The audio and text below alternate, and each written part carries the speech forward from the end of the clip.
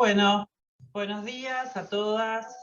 Eh, un gusto encontrarnos otro sábado más en esta Escuela de Género y Política Cristina Fernández.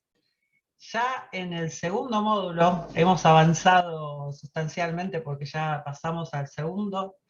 El hijo del medio, ya después nos queda solo el último, que es el de democracia, el democrático.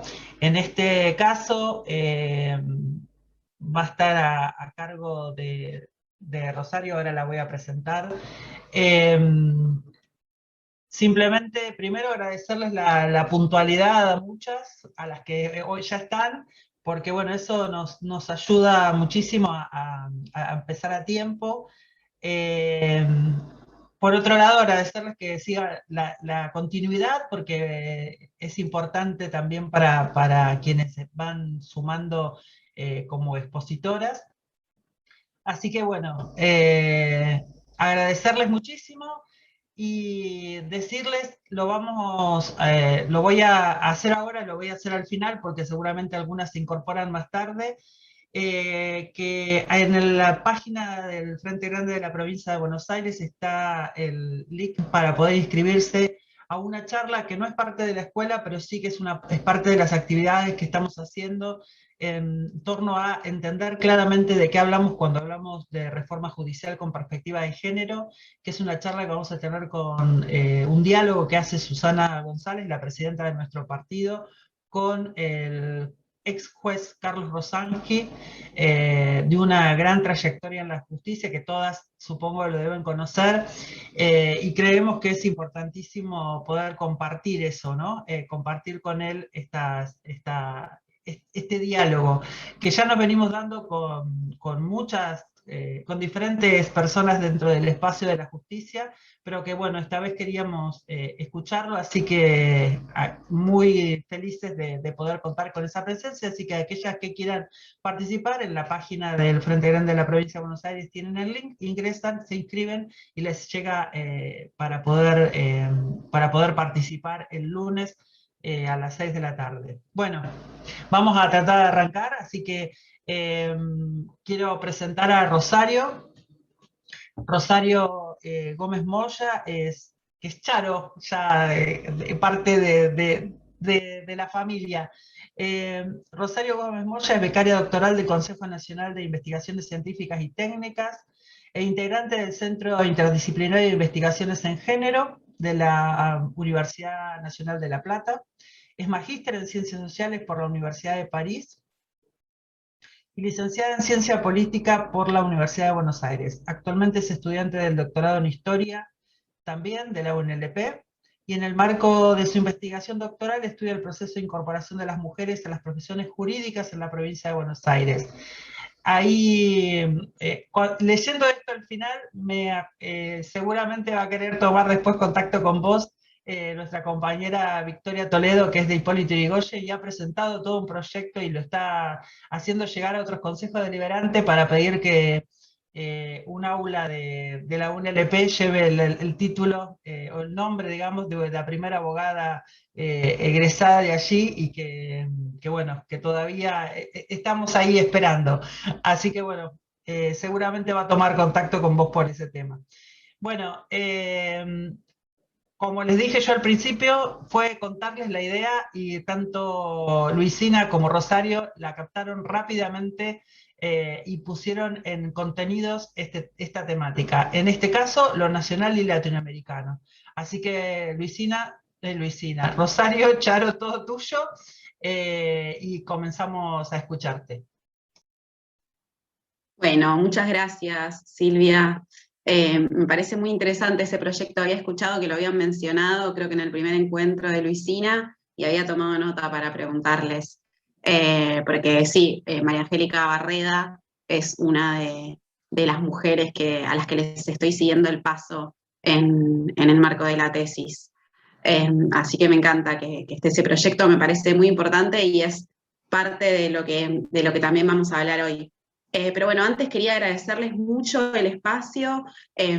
Como les dijo también Luisina, estamos muy contentas de poder tener esta instancia de intercambio porque lo que tiene a veces la academia es que puede llegar a ser como un espacio donde se buscan explicaciones por las explicaciones en sí mismas y se pierde de vista la importancia de que ese conocimiento sea útil, de que ese conocimiento tenga una incidencia en la transformación de la realidad. Y a veces estos intercambios son los que nos sacuden, ¿no? Los que sacuden a la academia para retomar ese camino. Y eso lo sentí mucho en el armado de la presentación porque me obligó a hacer síntesis de algunas cosas que en el marco de una investigación, por ejemplo de doctorado, al concentrarnos en tantos detallitos, en tanta cosita minuciosa, perdemos de vista la idea como de la imagen grande, ¿no? Del proceso o de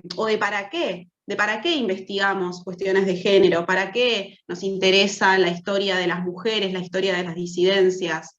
Entonces les agradezco mucho la oportunidad, porque fue esto, un camino de aprendizaje para mí también, el armar esta presentación y el pensar en este encuentro. Y por otro lado también celebro que tengan esta instancia de formación y de intercambio. Me parece que solo cosas buenas pueden salir de instancias como esta. Así que bueno, dicho esto, voy a empezar a compartirles la presentación.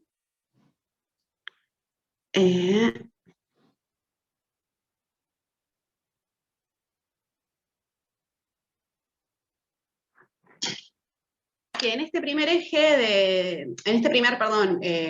módulo del eje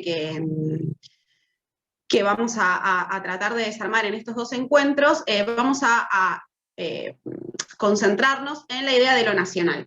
Y la semana que viene, el sábado que viene, vamos a ir sí ya a la patria grande, a lo latinoamericano.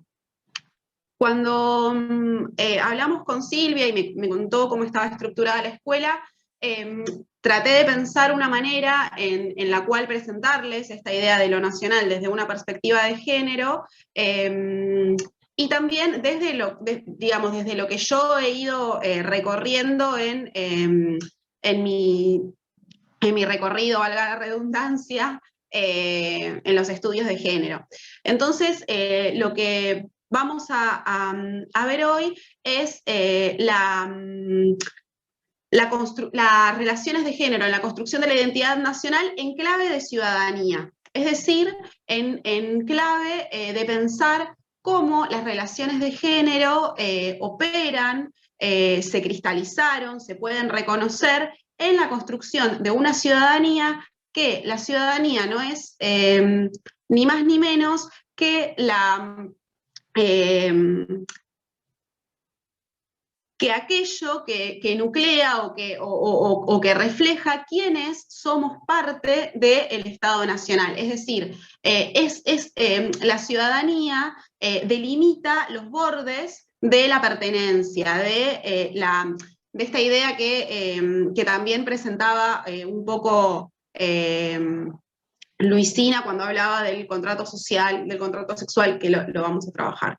Entonces, en esta idea de pensar la ciudadanía en clave de género, también la vamos a presentar en clave histórica. O sea, lo que les vengo a proponer es que veamos esta idea desde la historia de las mujeres y desde los estudios de género. Y acá puse un cuadro que me gusta mucho de Remedios Varo, que es una artista, una pintora española que tuvo su exilio en México, era una pintora española.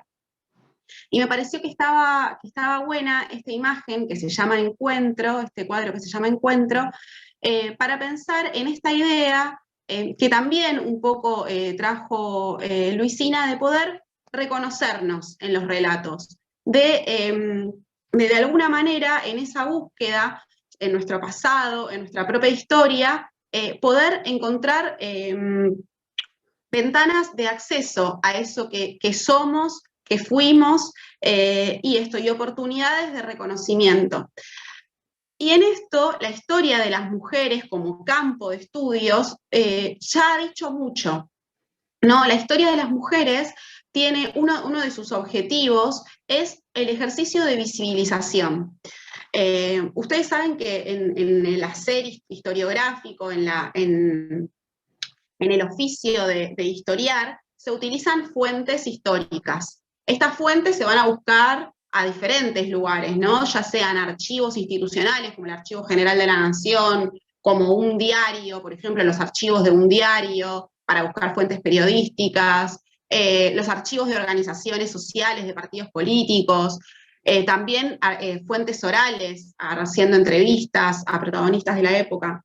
Bueno, en la búsqueda de estas fuentes, los historiadores pueden, por un lado, buscar nuevas fuentes, que en este ejercicio de visibilización de la historia de las mujeres fue una de las principales, de las principales acciones, ¿no? Bueno, vamos a buscar nuevas fuentes para ver si aparecen actores que en la historia con mayúsculas, es decir, la historia hegemónica, la historia que fue más narrada, más difundida, no estaban. Entonces vamos a buscar nuevas fuentes. Acá la historia oral tuvo un rol clave, ¿no? Porque esta idea de si no queda escrito, si al no tener tanta representatividad institucional no queda escrito en ningún lado, bueno, entonces podemos ir a las protagonistas y preguntarles y tener ese testimonio de primera mano, pero bueno, por supuesto que la dificultad en las fuentes orales es que no podemos irnos muy atrás, ¿no? Porque las protagonistas tienen que estar vivas. Bueno, por un lado, la historia de las mujeres, en este ejercicio de visibilización, va a buscar nuevas fuentes, va a buscar va a pensar o a tratar de descubrir, una palabra medio rara, pero sí, de alguna manera de reconocer, de poder ver entre las sombras actoras que fueron y actores que fueron invisibilizados por la narrativa oficial. Y también hay otra acción de la historia de las mujeres muy importante, que es la revisión crítica de la historia ya escrita, que acá el ejercicio no es tanto de buscar fuentes nuevas, sino de, con las fuentes que ya tenemos, con las fuentes que ya fueron analizadas, mirarlas desde otra perspectiva, pensarlas de otra manera.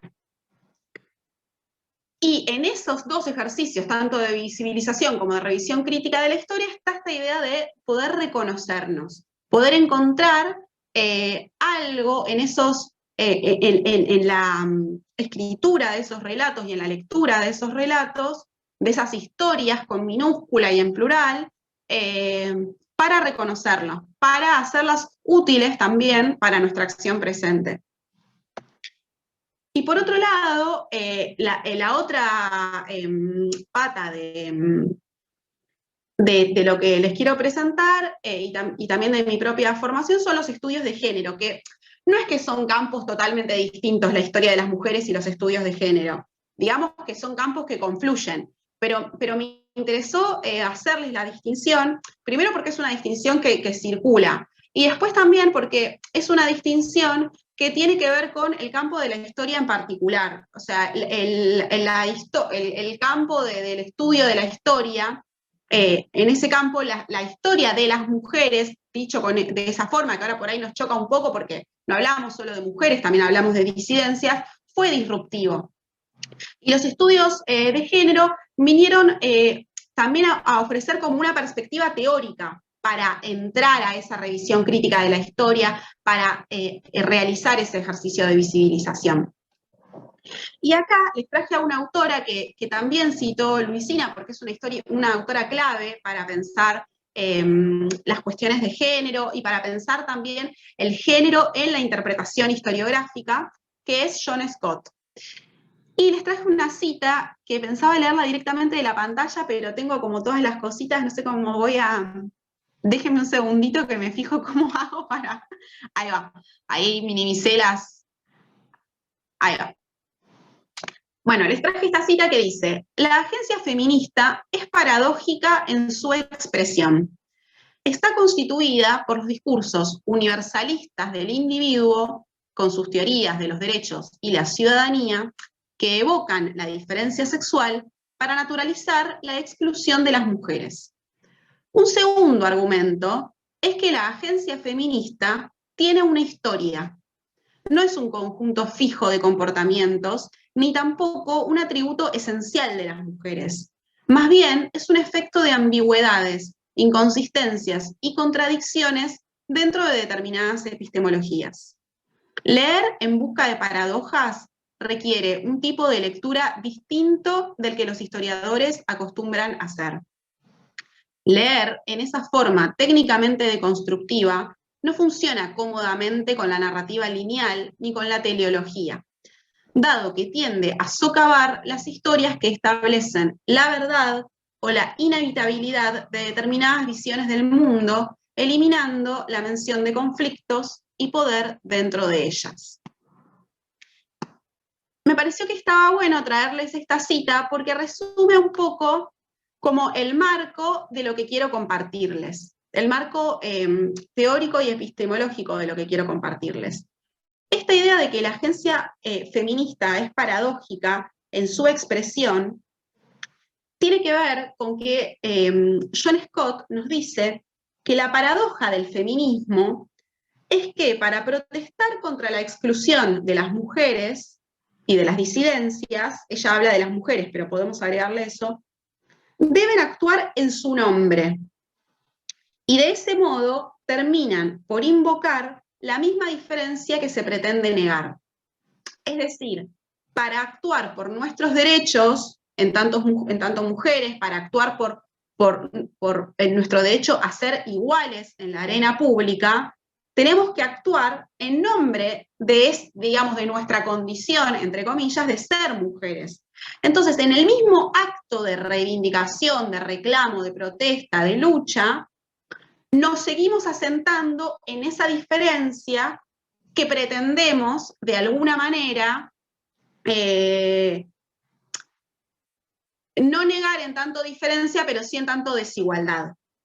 Entonces, es esa paradoja la que, va a decir la autora, a veces complica la interpretación y en los relatos que no quieren tener una lectura de paradoja, los relatos hegemónicos, directamente la ignoran, ¿no? Directamente no la toman en consideración, porque estar en un lugar paradojal es difícil.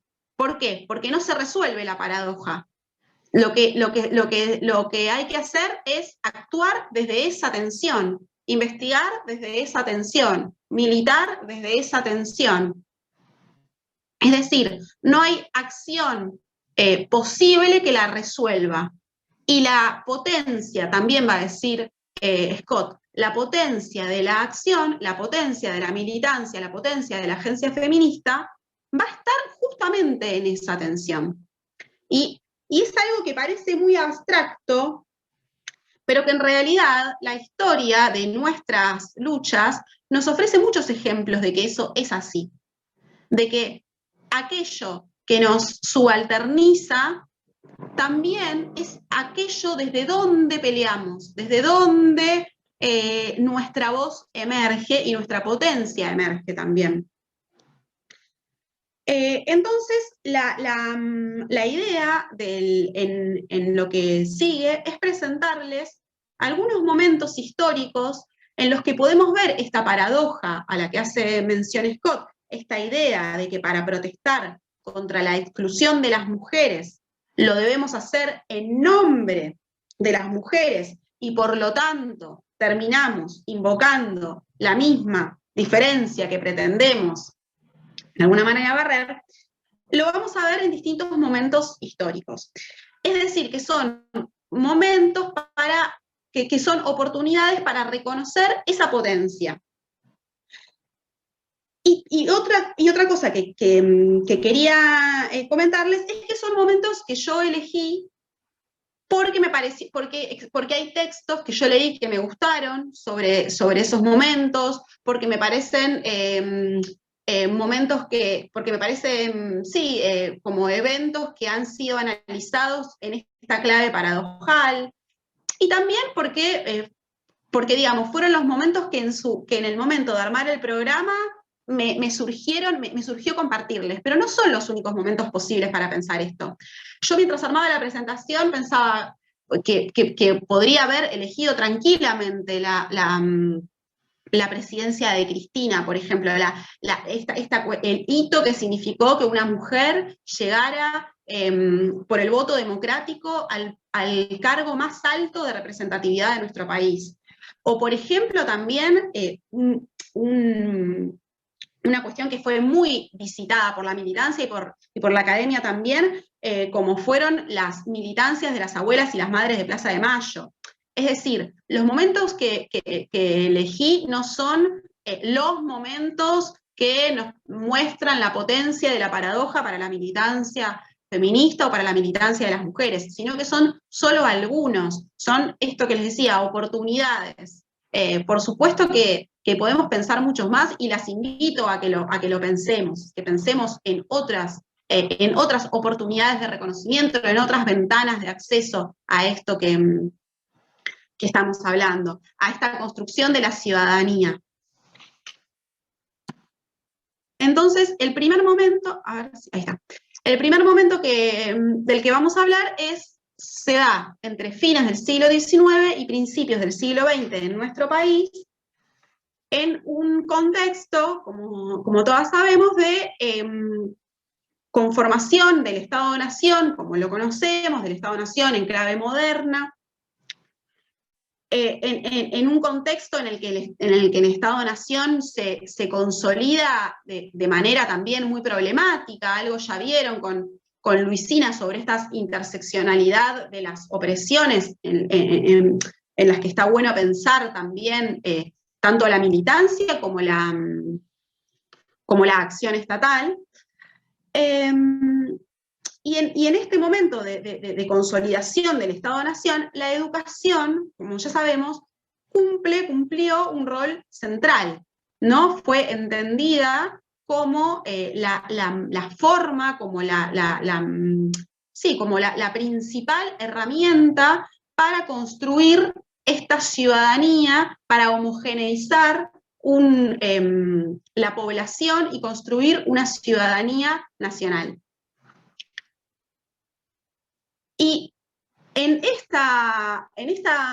proyecto, en el marco de este proyecto educativo, la educación va a cumplir entonces una función política. Esto lo va a decir Lucía Leonetti, que es una investigadora argentina que trabajó sobre este tema y que trabajó en particular sobre esta cuestión desde una perspectiva de género.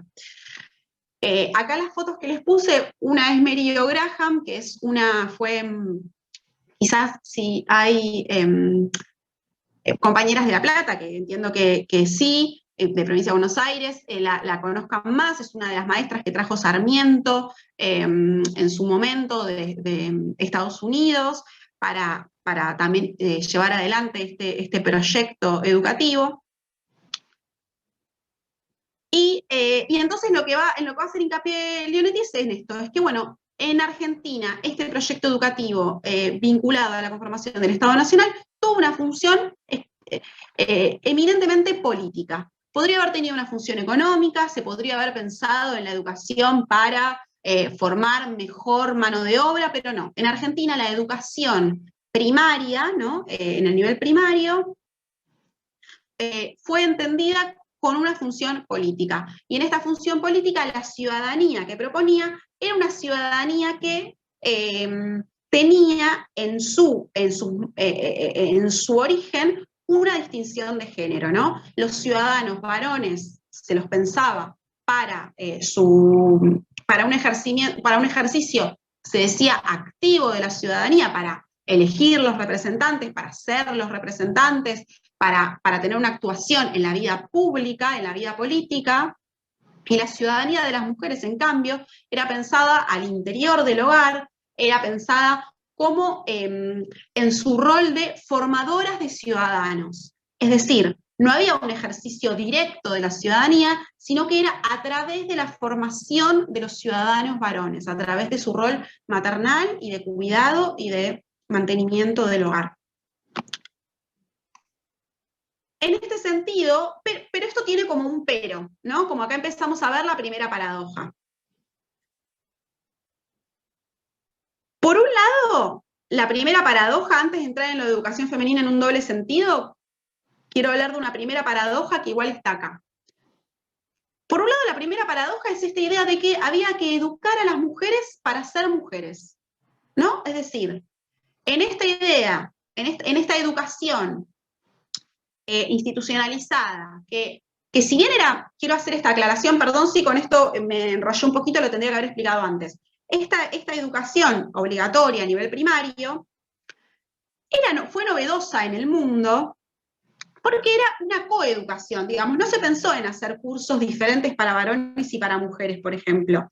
Los varones y las mujeres estudiaban juntos en este nivel primario, juntos, pero sí había materias diferentes, asignaturas distintas. Los varones hacían algunas asignaturas, tenían algunas asignaturas vinculadas, por ejemplo, con el ejercicio militar, con ejercicios militares, con aprender en torno a esas cuestiones, y las mujeres tenían asignaturas vinculadas a las labores domésticas, a perfeccionarse en ese rol que les era asignado, en este rol de formadora de ciudadanos. Y acá la primera paradoja que la señala una autora que se llama Marcela Nari, es que se pensaba que para que las mujeres ejercieran su rol natural, que era considerado natural, esto que ya vieron con Luisina, había, sin embargo, que formarlas. Es decir, sí, era esencial, sí, por naturaleza tenían que ser madres y formadoras de ciudadanos, no, pero igual la escuela tenía que formar. Entonces ahí vemos la lógica circular, que por eso es tan difícil sostenerla, y por eso es tan poco visitada ahora cada vez más, ¿no? Con la historia de las mujeres, los estudios de género, pero quiero decir, por algo también era poco visitada por la historia. Y por algo es más fácil negarla. Porque hay una lógica circular. Hay una apelación a la esencia, y es por eso que a las mujeres se les asignan esas materias específicas de labores domésticas, pero al mismo tiempo no se piensa que la esencia es tan poderosa, digamos, hay que formarlas para poder ser eso. Entonces, ahí hay una primera paradoja, que la va a señalar Marcela Nari. Y después, por otro lado, algo que les quería traer es esta idea de Silvia Yanoulas, que dice que la educación femenina, en este periodo, fue entendida en un doble sentido. Por un lado, en el sentido del contenido de la educación que se le daba a las mujeres, esto que acabamos de pensar, educar a las mujeres para ser mujeres. Y el otro sentido, el otro aspecto de la educación femenina, fue que quienes educaban, quienes impartían esta educación primaria, eran preferentemente mujeres. Y así lo dispuso incluso la ley 1420. Dispuso que era preferible que fueran las mujeres las que se hicieran cargo de esta educación primaria, ¿no? De los niveles elementales. Ya después, con los niveles de educación secundaria, la discusión era otra, que ahora lo vamos a ver. Pero entonces, las mujeres educan porque son mujeres. ¿Por qué? Porque se consideraba que en esos niveles primarios era que la edad de los estudiantes eran más chicos, eran niñes, que tenían que había como se consideraba que había como un paralelismo entre lo que se podía recrear en el aula y lo que las mujeres recreaban en sus hogares. Que este paralelismo era de la función maternal, de la educación, de la educación de ese ciudadano desde una perspectiva más vinculada a cuestiones morales. No, esto también lo va a decir Lucía Leonetti, la historiadora que cité en la filmina anterior, esta idea de que la ciudadanía para la que formaba la escuela no solo hablaba, no solo se construía en base a una comprensión de lo político y lo público, sino que también había que tener una comprensión moral. Y esta comprensión moral era la que distinguía, ahí era donde estaba más que nada el núcleo de la diferencia de género. Era esta idea de que, bueno, la familia, de que las mujeres están en el ámbito de la familia y del hogar, los varones en el ámbito de lo público y lo político. Entonces, en estos primeros años de la educación, que eran los años obligatorios, ¿no?, de la educación primaria, se consideraba que las mujeres eran las agentes perfectas para impartir ese tipo de enseñanza, para compartir ese modelo de ciudadanía. Y por eso es que la misma ley sancionó la preferencia de maestras.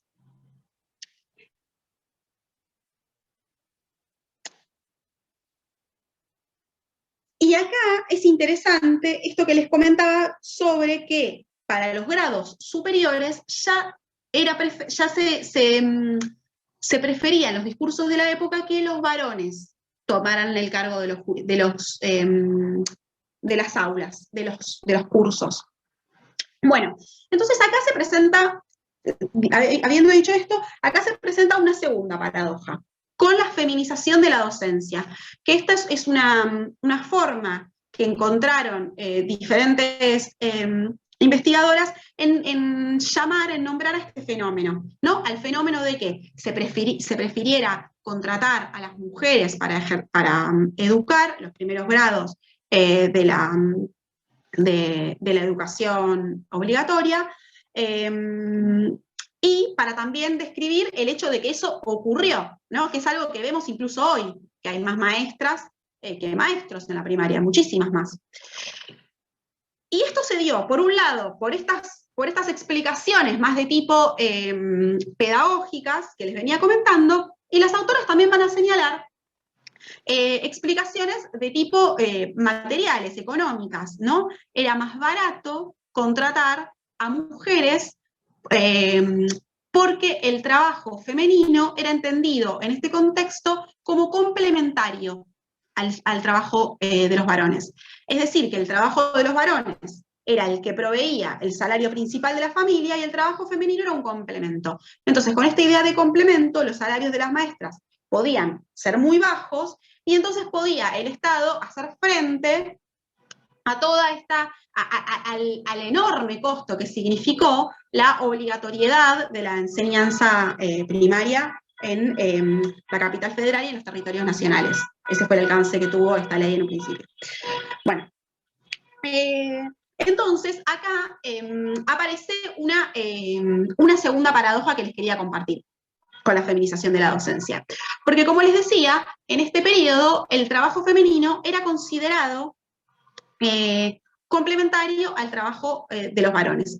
Y no solo era considerado complementario, sino que el trabajo femenino era cuestionado. Era representado primero como un problema. Era un problema que la sociedad debía resolver. Pero era un problema que era ineludible. Por esto que vieron con Luisina en los encuentros pasados, de que las mujeres siempre trabajaron. O sea, que desde los discursos era ineludible porque había una necesidad económica de las familias de tener esos ingresos. Entonces, en esta idea de que era un drama porque iba en contra del modelo de las mujeres en el hogar y los varones en el trabajo, era presentado como excepcional. Y la excepción se daba por ausencia de la figura masculina en el hogar. La excepción se pensaba en términos transitorios, bueno, es hasta que la familia, hasta que el varón logre proveer todo lo que es necesario para que la mujer pueda volver al hogar. Y se presentaba también como complementario. O sea, esta idea de que, bueno, si tenía que ser igual, no era necesario que sea el salario, no tenía que ser suficiente para mantener a toda la familia, porque no es el rol de la mujer, sino que era una ayudita. Pero ¿qué pasa? Con la feminización de la docencia, y también se da con la feminización de otras ocupaciones, esta idea del trabajo femenino como problemático entra en crisis, porque era el mismo Estado el que las convocaba, el que las contrataba y el que las convocaba para impartir la educación primaria. Entonces empiezan a aparecer nuevas nociones para pensar el trabajo femenino, por ejemplo, del lado de la feminización de ciertas ocupaciones, de entender que hay ciertos trabajos, algunos y solo algunos, que las mujeres están más capacitadas para ejercer, pero no capacitadas desde un lugar de que se formaron y adquirieron esa capacidad, sino capacitadas desde un lugar esencial, como si por naturaleza fueran más, fuera pertinente que ellas realizaran esas tareas. Entonces, eso sucedió con la docencia. Entonces, la docencia, la feminización de la docencia, funcionó, por un lado, como justificación del ingreso de las mujeres al mercado laboral y en la experiencia individual de esas docentes y colectiva también, del colectivo docente, como un acceso a mayor autonomía también, porque eso implicó para estas mujeres que tuvieron un salario, que tuvieron una profesión, un trabajo que era considerado prestigioso en un contexto en el que el trabajo femenino no era considerado así, pero al mismo tiempo también esta feminización de la docencia, decíamos, sirvió como justificación de ese ingreso al mercado laboral y también como justificación, legitimación, perdón, del ingreso al mercado laboral, pero también como justificación de una posición subalterna. Entonces era, sí, las mujeres son docentes, pero de los grados menores, no de los grados de la secundaria. Y las mujeres son docentes, pero no ejercen, por ejemplo, no son... no tienen roles importantes en el Ministerio de Educación, por ejemplo, instrucción pública. Entonces, eso se empieza a dar, y después lo vemos en otras ocupaciones también, a lo largo de estas primeras décadas del siglo XX. Entonces, acá les traje, que me gustaron, eran estas especies no sé cómo decirle, como de...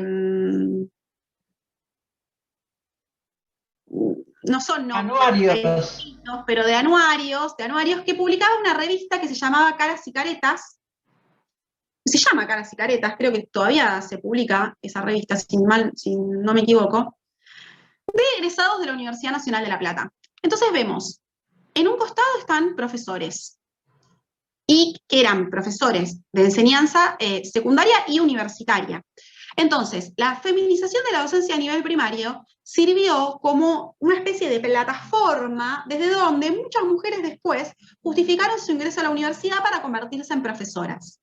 Y si ven el anuario, si ven la imagen del lado izquierdo, van a ver que casi la mitad de las mujeres, casi la mitad de los egresados, de las egresadas de profesores de enseñanza secundaria y universitaria eran mujeres. Hay 6 mujeres y 9 varones, un poquito menos de la mitad. En cambio, si vemos la imagen de les abogades, hay una sola mujer, que no sé si la llegan a ver, es la señorita María Teresa Cuello. Entonces, esta idea de feminización como posibilidad, como condición de posibilidad del ingreso al mercado laboral, pero también como justificación de un lugar subalterno, y en este caso podríamos decir como justificación de un ingreso escueto, de un ingreso sectorizado al mercado laboral, lo vemos muy claro. Y sobre esto acá les puse el nombre de una historiadora que trabaja sobre estas cuestiones de feminización de ocupaciones, que se llama Graciela Queirolo.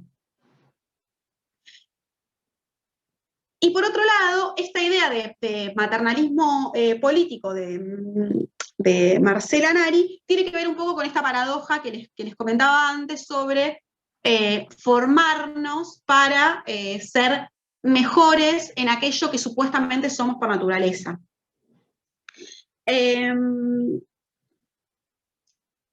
Entonces, estas son como las paradojas que quería traerles desde este primer momento, ¿no? Esta idea de que hay una formación, una educación que se piensa para formar a la ciudadanía que en términos hegemónicos se presentaba como muy clara, ¿no? Como muy clara que la ciudadanía era, por un lado, los ciudadanos varones que estaban en la arena pública y participaban políticamente, y por otro lado las mujeres en su rol de formadoras de ciudadanos.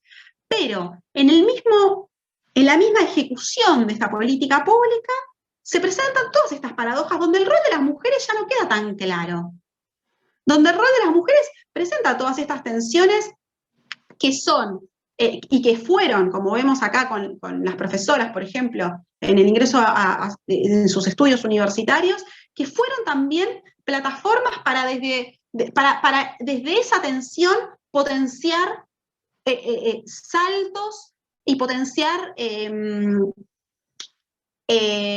aperturas en ese modelo que se presentaba como cerrado, ¿no?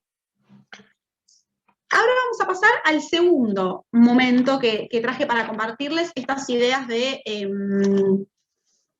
la ciudadanía y las paradojas en clave de género, que es un momento que ustedes deben conocer muchísimo mejor que yo, que es mediados del siglo XX, con la sanción de la ley del sufragio femenino en 1947. Y acá me interesó traerles este momento que es muy visitado por la historia, pero para también leerlo desde una perspectiva, de nuevo, paradojal, de nuevo, a contrapelo de lo que la historia con mayúscula nos quiso contar.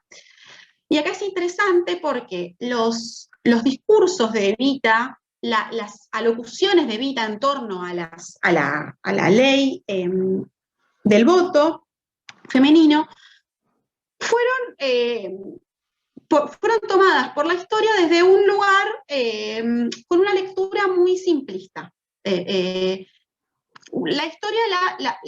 historia hizo hincapié en esta idea de que el discurso de Evita reproducía un modelo de género tradicional, de que Evita no sacaba a las mujeres de su rol de madres, de que Evita no cuestionaba el rol doméstico de las mujeres, y todo lo que ya sabemos que circula en torno a esos discursos de Evita.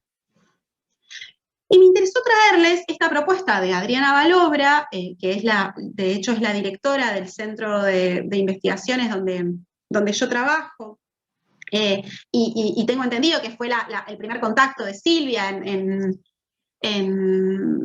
la convocatoria que nos hizo Luisina y a mí, que lo que va a decir Adriana Indy, le decimos, lo que va a decir Indy es: hay una politización del hogar en los discursos de Evita que esta narrativa hegemónica, historiográfica, no vio, ¿no? Se concentró en decir que Evita reproducía los discursos tradicionales de género, y no vio que Evita lo que estaba proponiendo también era una politización del hogar, era una tarea concreta que tenían las mujeres de llevar a la mesa hogareña las discusiones políticas, de llevar al entorno familiar el debate sobre lo público. Y esto está claro en esta cita de un discurso radial de Evita que Indy retoma en el texto que ustedes tienen de ella, de Adriana Balobra. Y la cita dice: aspiramos a que en el seno del hogar, en la médula de la familia, se haga carne la preocupación de elegir mejor y más sanamente con el apoyo activo de la mujer, reserva incontaminada e insobornable. Entonces acá aparece esta idea de lo que las mujeres van a llevar al hogar, de lo que las mujeres ya llevan al hogar. Esto es importante también en Evita. La idea de lo que las mujeres ya llevan al hogar, y en función de que es algo que las mujeres ya llevan al hogar, es que se les debe reconocer el derecho a votar. Esto, voy a volver al final, pero es el accionar de la mujer el que legitima la obtención de su derecho político. Eso también aparece en Evita, no es algo que se les da, que el Estado les da, es la mujer misma justifica que ese derecho exista, que ese derecho se sancione. Pero antes de ir a eso, me gustaría hacer una pequeña introducción del antecedente de la ley 13.010, que es la ley Sáenz Peña, que todas conocemos, ¿no? Esta ley del sufragio universal, que no sé si ustedes recuerdan. Yo recuerdo que yo en la escuela la aprendí como la ley de sufragio universal. No se hablaba de la ley del sufragio masculino. Se presentaba la ley de sufragio universal, secreto y obligatorio. Esta ley es muy, a mí me parece muy interesante este dato, y me parece muy interesante para unirlo también con el cuarto momento que vamos a ver. Es que la ley de sufragio universal fue eminentemente masculino porque ató el derecho al voto al deber del servicio militar. ¿Por qué? Porque para ir a votar, vos ibas a votar con la libreta de enrolamiento. Entonces, las mujeres no tenían esa libreta, porque las mujeres no tenían el deber del servicio militar. Y acá, una referente que seguramente la han escuchado nombrar, que se llamó Julieta Lanteri, que fue una de las sufragistas como históricas, de las primeras sufragistas, lo que ella quiso hacer es enrolarse para ir al servicio militar. Ella dijo, bueno, no, yo quiero hacer el servicio militar. Si esa es la condición para votar, yo quiero hacer el servicio militar, anótenme. Bueno, y todo lo que, la polémica que eso desató, y también, justamente en este ejercicio de visibilización de historia de las mujeres, lo que ese hecho de Julieta Lanteri, lo que ese evento visibiliza y muestra a las claras, es que había una intención en que el voto universal fuera masculino, sino porque se lo asocia con la libreta de enrolamiento. Entonces, esto es muy importante para entender la potencia que tuvo y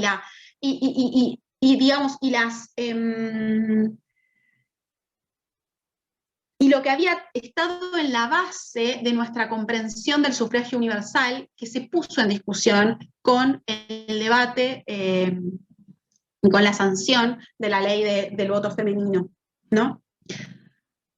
Pero bueno, volviendo a este momento, volviendo a mediados del siglo XX, volviendo al discurso de Evita, nos vamos a centrar en el discurso de Evita.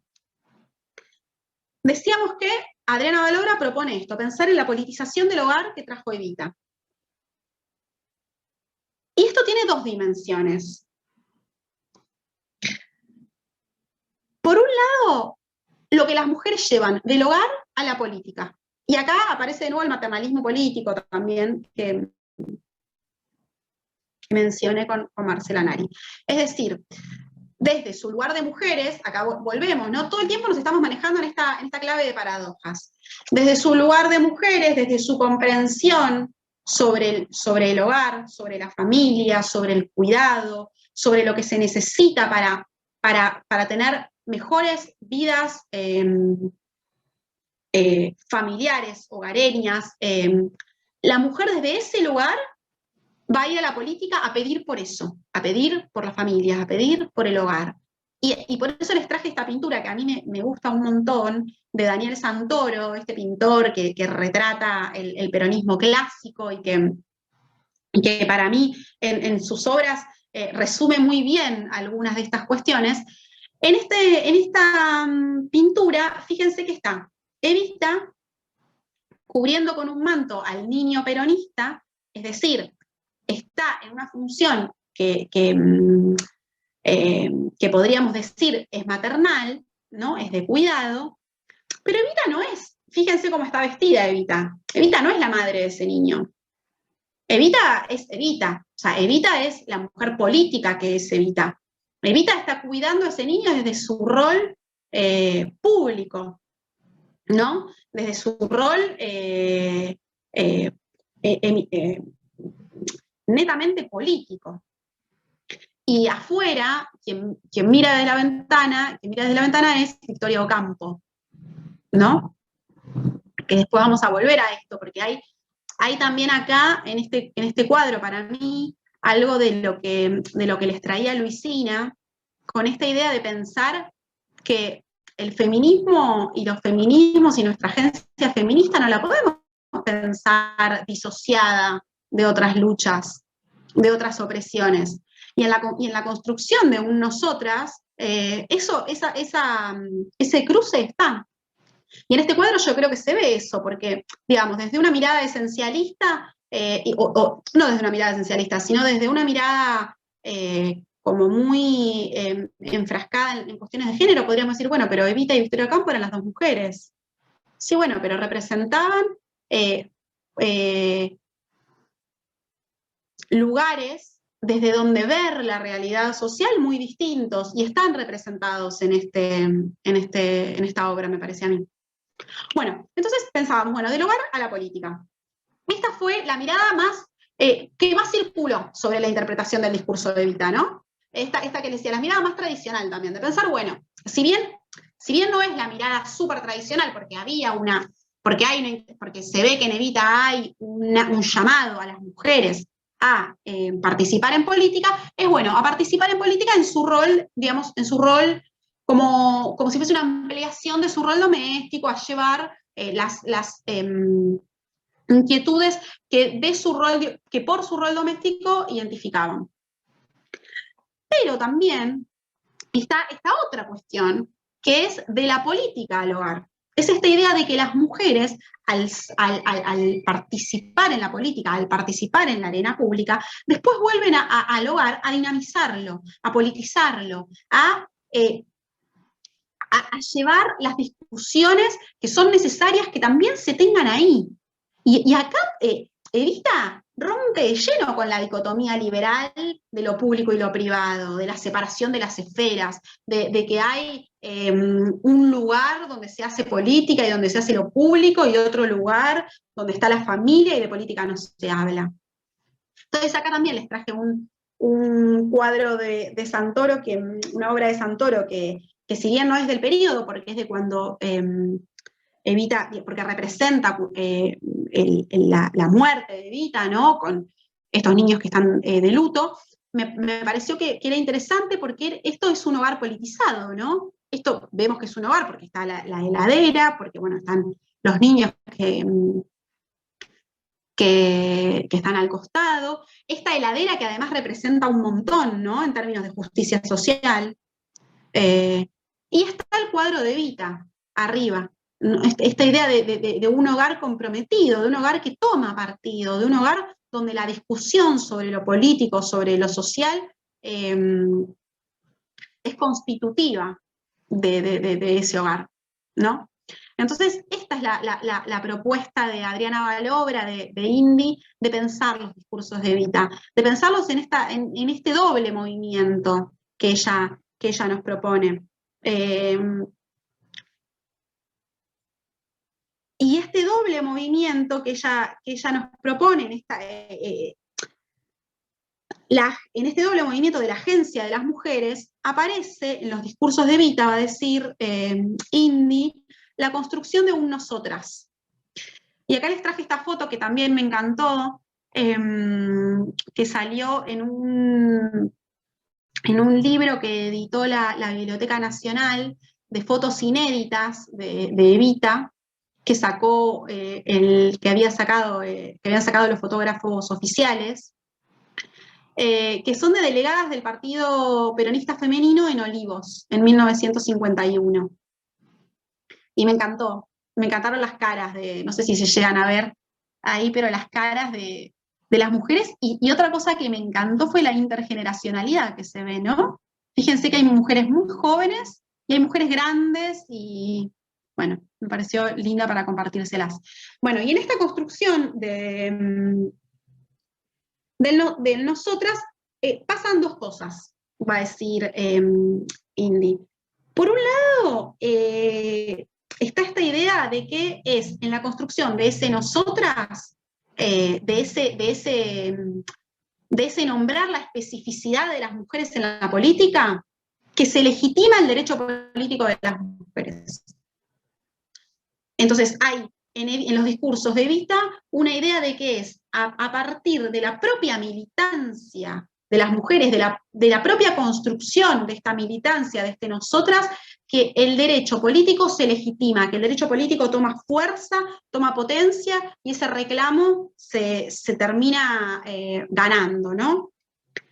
Y después también, y esto es muy interesante, la construcción del nosotras también aparece entre la sanción de la ley y las primeras elecciones. Y acá la construcción de un nosotras en Evita es eminentemente político partidario. Evita va a decir, somos nosotras las mujeres peronistas. Y ahí es donde Evita va a hacer este cruce del que hablaron con Luisina. Acá es donde Evita va a decir, bueno, somos mujeres y somos peronistas y tenemos esta idea de lo que es la política, tenemos esta idea de lo que es la justicia social, tenemos esta idea de lo que es de lo que nuestra militancia, en tanto mujeres, en tanto sujetos políticos y en tanto peronistas, tiene que ser. Entonces, acá también tenemos una oportunidad de reconocernos en un feminismo, en una construcción feminista compleja, ¿no? Como esto que les proponía Luisina. Y acá algo que también me había notado y que por ahí va más a las imágenes de Santoro, pero que lo quiero decir porque no está de más, es que buscando las imágenes de Santoro, leí una frase de él que me gustó mucho sobre Evita, ¿no? Que él decía que Evita no solo la podemos pensar como redistribuidora de riquezas, sino también como redistribuidora de destinos. Esta idea de que era la propuesta de Evita, del peronismo, iba más allá, pero particularmente de Evita y para con las mujeres, iba más allá de una inclusión en términos económicos, que por supuesto es importantísima. Iba también en torno a una construcción de la propia vivencia en tanto personas, en tanto sujetos, en tanto en tanto agentes también del propio destino, no agentes individuales como este destino muy liberal, sino en tanto agentes también colectivos, ¿no? Y por eso esta idea de que es la lucha la que legitima el derecho político, es la construcción de un nosotras la que legitima ese derecho obtenido, la sanción de esa ley. Así que bueno, ese es el segundo momento, la segunda ventana que quería abrir hoy. Ahora vamos a pasar al tercer momento.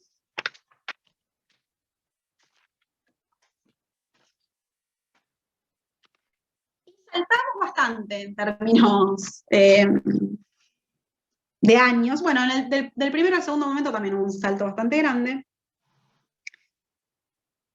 Y quise ir a este tercer momento para plantear un contexto en el que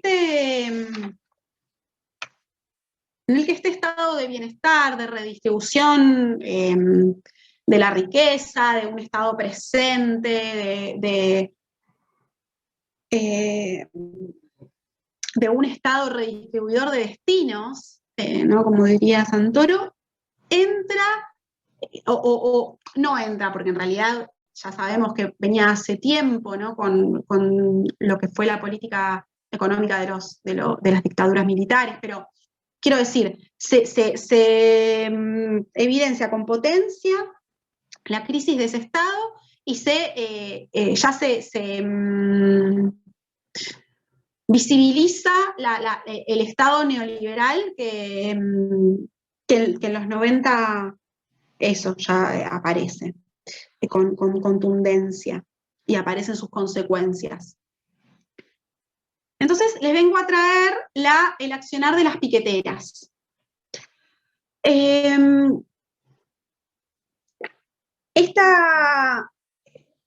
Las piqueteras, o más bien, o mejor dicho, ¿no? El suceso que vengo a compartirles es uno en particular que trabajó una historiadora que se llama Andrea Andújar, que son los piquetes que se llevaron a cabo en Utralcó y Plaza Huincul en el año 96 y en el año 97. Y fueron manifestaciones que surgieron en estos lugares, porque en estos lugares, estas dos localidades habían nacido y se habían desarrollado con la explotación del petróleo y tenían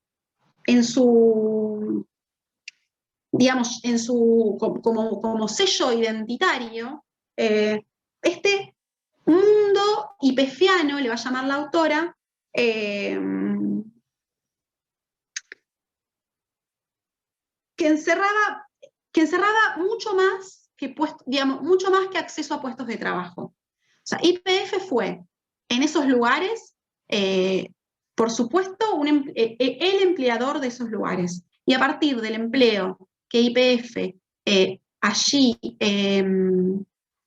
desplegó fue que se construyeron esos poblados, que se construyó la dinámica económica de esos poblados y que se construyeron también las familias en esos poblados. Y en esto es lo que la autora va a hacer especial hincapié, en mostrar cómo ese mundo ipeffiano incluía centros deportivos, escuelas, jardines maternales, guardería, un plus que se les pagaba a los empleados para las guarderías.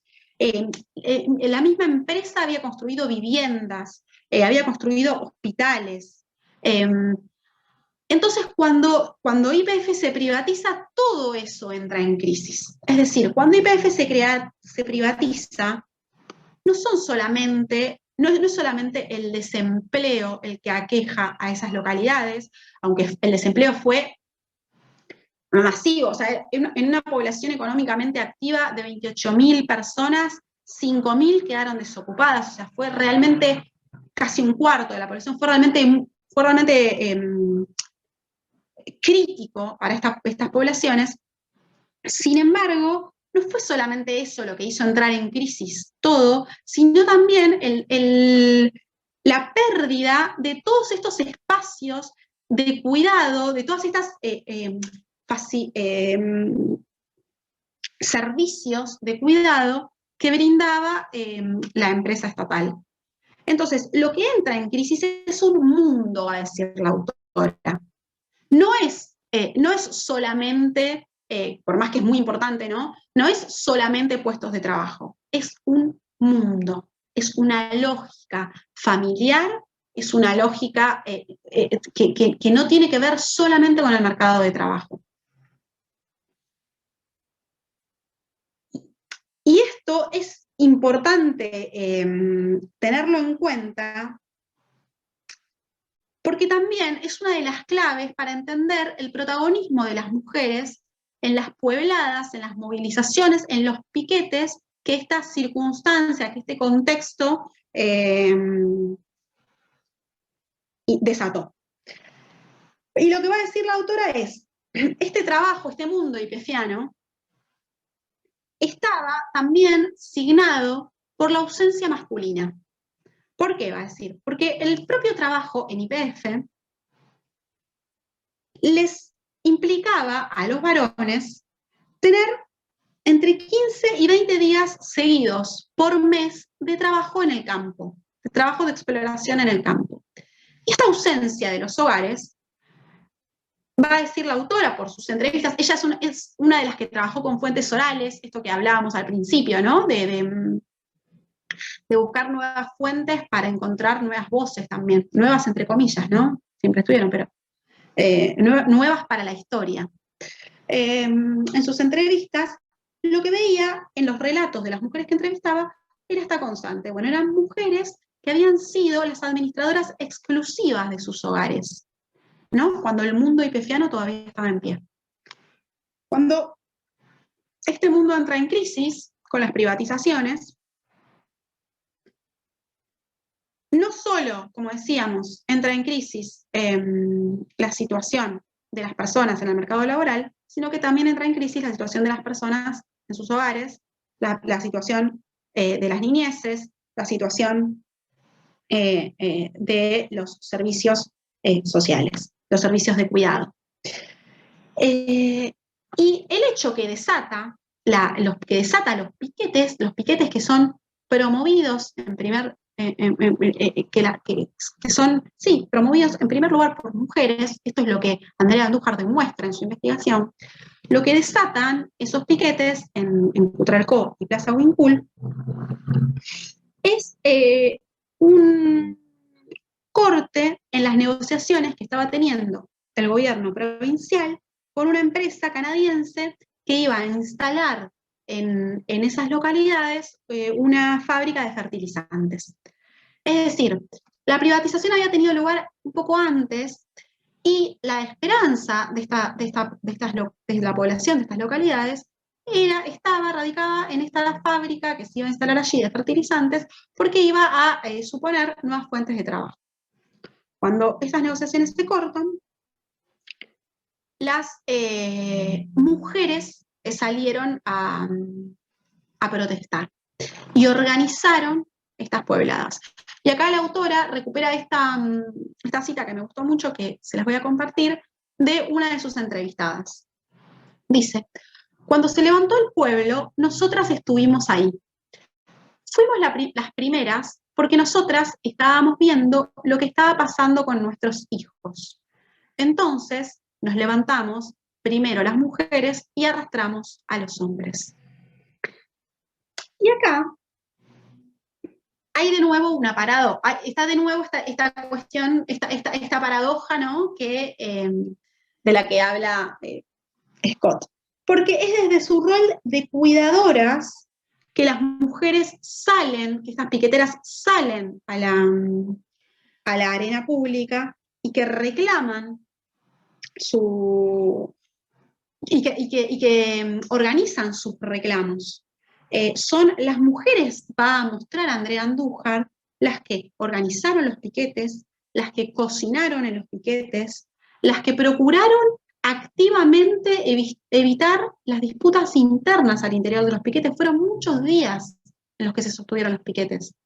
Y esa organización, la cotidianidad, eso me parece interesante de la investigación de Andrea Andújar. Ella se mete en la cotidianidad del piquete. ¿Cómo se sostiene el piquete? ¿Cómo se sostiene el corte de la ruta? ¿Cómo se sostiene el permanecer ahí?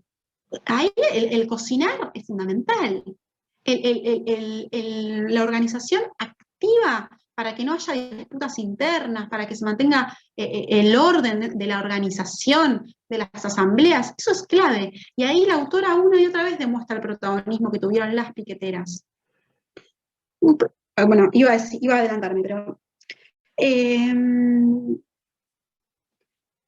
tanto fue el protagonismo que fue una docente, una mujer docente, Laura Padilla, la que termina firmando el acuerdo con el gobernador que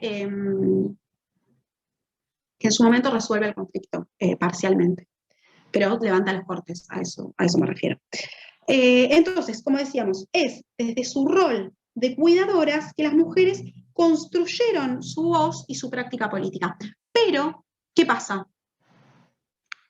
Este mismo rol de cuidadoras, desde el cual potencian su construcción política y su militancia, ese rol, esa condición, entre comillas, es lo que les ocasiona el problema para sostener el liderazgo después. Eso es lo que va a mostrar Andrea Andújar. Andrea Andújar lo que va a decir es: las piqueteras fueron las que impulsaron esta movilización en 1996-1997 en estas localidades. Sin embargo, los liderazgos que se construyeron a partir de allí no las incluyeron. Y fue lo que constituyó la fuente de la potencia que la llevó a militar ahí y a organizar esos piquetes, la que después les puso la traba para impulsar esos liderazgos. Y tuvo que ver con su rol de cuidadoras.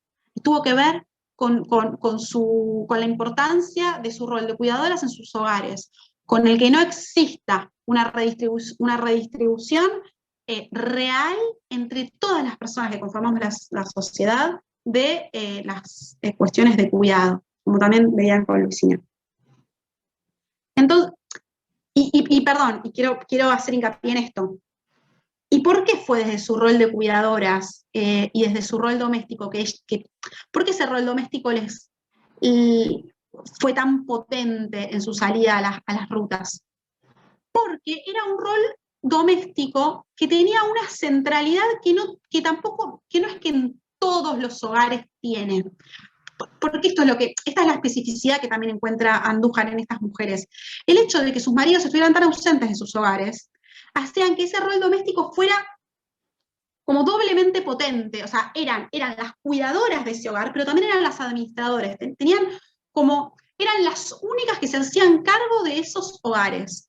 Entonces, cuando ese hogar entra en crisis, son las únicas que pueden salir a pedir y a reclamar y a luchar porque la situación cambie, sea otra. Entonces, volviendo a esta conclusión que hace Andrea Andújar, voy a leerles esta cita que me pareció que resume esta idea que quise traer con este momento.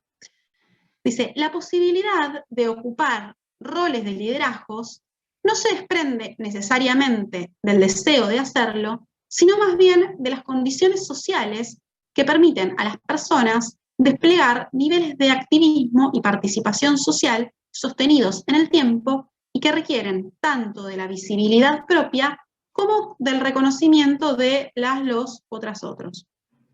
Dentro de esas condiciones sociales, las tareas asumidas por las mujeres acorde a la asignación genérica de roles, si bien pueden potenciar en ciertas ocasiones, tal como lo demuestro en este trabajo, su participación pública, asimismo obstruyen la continuidad de esta participación. Y en este caso de las piqueteras, en su estudio, Andújar lo demostró con algo muy específico, digamos, yendo a lo concreto.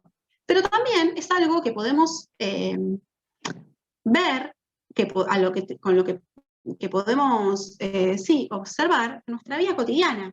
¿No? Esto que ustedes lo deben observar todo el tiempo también. El tiempo es finito, las posibilidades de despliegue son en algún punto finitas, y eso mucho depende de nuestro despliegue político, depende en gran medida de poder realmente redistribuir esas responsabilidades que son centrales.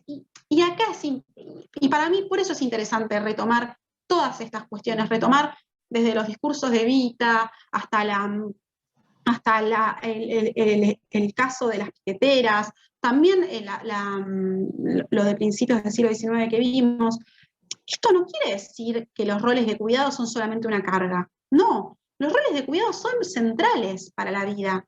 Es algo muy importante lo que las mujeres llevaron, por ejemplo, las piqueteras, a la arena pública. Es muy importante decir, necesitamos que las familias se sostengan más allá del no más allá, porque no quiero decir más allá, pero es muy importante darle centralidad a lo que el cuidado significa, a lo que pasa en los hogares, a la importancia de las escuelas, de las guarderías, de los centros deportivos. Es muy importante eso.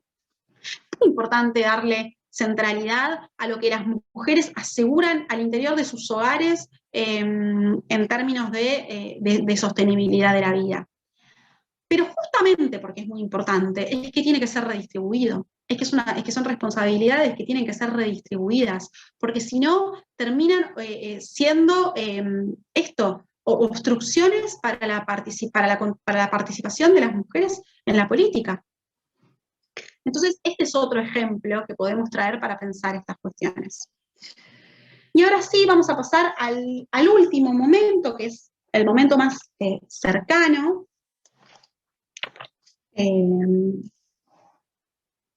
que podríamos decir que es el presente, que traje para compartirles, que le decía a Silvia que armando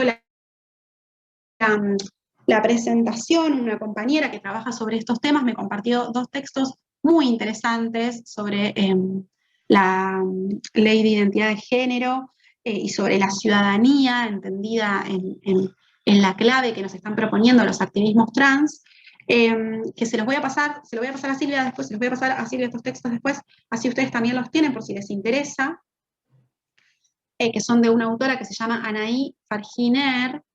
Y bueno, y como les adelanté, vamos a tratar de pensar, de reconocernos de alguna manera, como venimos diciendo, de pensar este momento como una ventana de acceso a la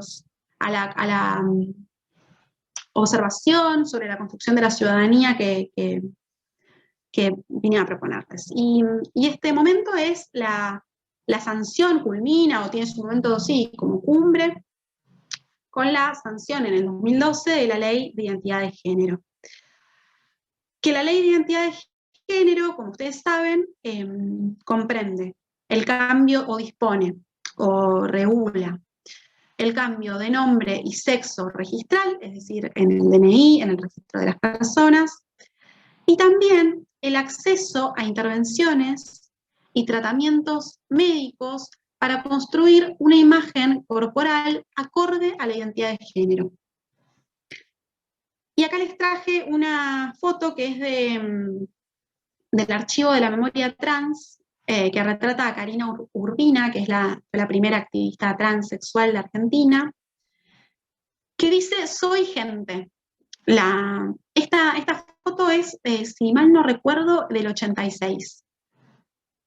Y ya se reclamaba por el cambio de sexo en la Argentina, es decir, por el acceso a intervenciones y tratamientos médicos para construir una imagen corporal acorde a la identidad de género, y por el reconocimiento legal, es decir, el cambio de nombre y sexo registral.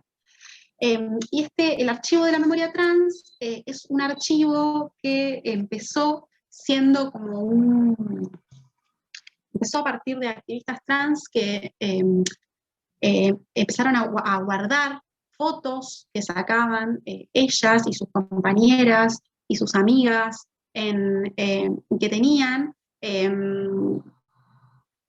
y que en un relato que le escuché contar creo que es la directora del archivo, contaba que les sucedía algo, que era que ustedes saben que la población trans tiene una esperanza de vida muy corta, muy baja en nuestro país, que es en parte lo que con esta ley, con las leyes de cupo y con muchas leyes más que hacen falta se intenta revertir. Entonces lo que sucedía era que muchas compañeras y amigas que se morían dejaban entre sus pertenencias muchas fotos.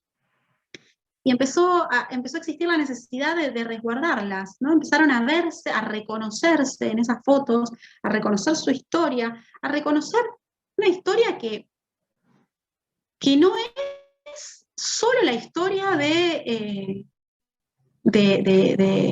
la prostitución, del trabajo sexual, del sufrimiento, del padecimiento, que eso sí está, sino que también es una historia del compartir, del conocerse, del cuidado mutuo, un cuidado distinto, un cuidado que propone familias por adopción y por amistad, mucho más que familias de sangre. Bueno, y cuestión que con esas fotos hicieron el archivo de la memoria trans, que hoy por hoy ya es una institución que cuenta con fondos propios, que no es gubernamental, pero quiero decir, lograron un grado de institucionalidad que les permitió publicar un libro que yo lo tengo y lo traje acá para mostrárselo porque es muy lindo, me lo regalaron para mi cumpleaños, y que reúne muchas de las fotos de ese archivo, y es realmente este libro me parece una oportunidad, o mejor dicho, que nos da muchas oportunidades para poder encontrar estas ventanas de acceso a una ciudadanía inclusiva, ¿no? Que es lo que venimos hablando. Bueno, y cuestión que les quería traer, a partir de la lectura de estos textos de esta investigadora que les voy a pasar después, una pequeña línea del tiempo de la ley de identidad de género, porque me pareció que nos puede ayudar a pensar estas cuestiones que venimos trabajando sobre la construcción de la ciudadanía. Entonces, hasta a mí, Anaí Farjía está el nombre de la autora esta que les decía. En 1997 fue el primer fallo que reconoce el derecho a cambiar el sexo legal en Argentina. Y este fallo tuvo, o sea, si bien es un hito muy importante, porque esto fue imagínense que la foto que acabamos de ver es de una marcha en los 80, 10 años después recién fue el primer fallo que reconoce el derecho a cambiar el sexo legal, pero este fallo senta a partir de ese fallo se da una jurisprudencia que estipulaba que tenía que haber una cirugía de reasignación genital hecha o planificada para pedir el cambio de sexo. Y esto es una cuestión que no es menor, porque ¿qué era lo que pasaba? Había como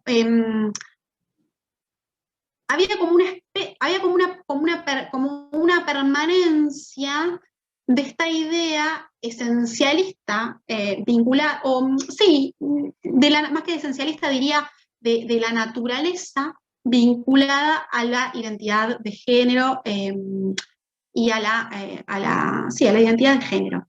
¿Por qué? Porque era, bueno, si los genitales, o sea, había como una apelación a la genitalidad para poder decir si se era mujer o se era varón.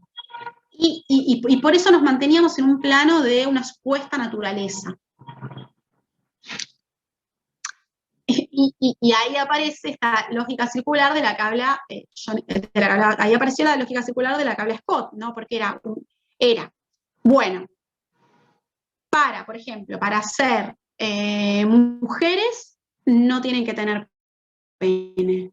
Entonces las dejamos ser mujeres cuando no tengan pene. Entonces reafirmamos que para ser mujeres no se tiene que tener pene, entonces solo dejamos que sean mujeres cuando tienen pene. Y es la lógica circular. Y el activismo y la potencia del activismo feminista es romper esa lógica circular quedándose en la paradoja, no resolviendo la paradoja de que somos iguales y diferentes. Y somos iguales porque somos diferentes. Y somos iguales para ser diferentes, y así sucesivamente, ¿no? En el 2010 se establece, sale otro fallo que a partir de ese fallo se establece lo que se llamó la doctrina Florencia Trinidad, porque fue a partir de del pedido de Flor de la B, del pedido de cambio de nombre y de sexo en el DNI de Flor de la B, que aparece, que se implementa, que empieza a implementarse, no sé si está bien dicho en términos jurídicos, empieza a implementarse la doctrina, pero se entiende lo que voy, se establece la doctrina Florencia Trinidad como jurisprudencia, porque se le reconoce a ella, se le otorga la posibilidad de cambiar su nombre y su sexo en el DNI con la sola prueba de la declaración de su voluntad. Es decir, ya no se le demandaba, no se le demandó a Florencia de la B una cirugía de reasignación genital, ni tampoco se le demandó el comprobar si se la había o no hecho, sino que con la sola declaración de su identidad de género bastó para que se le reconociera. Y ese fue un antecedente clave para la ley. Y fue, de hecho, lo que la ley en su debate parlamentario, que es una de los aspectos de la ley que trae esta autora que les digo, Anaí Paginer, fue uno de los puntos clave. ¿Por qué? Porque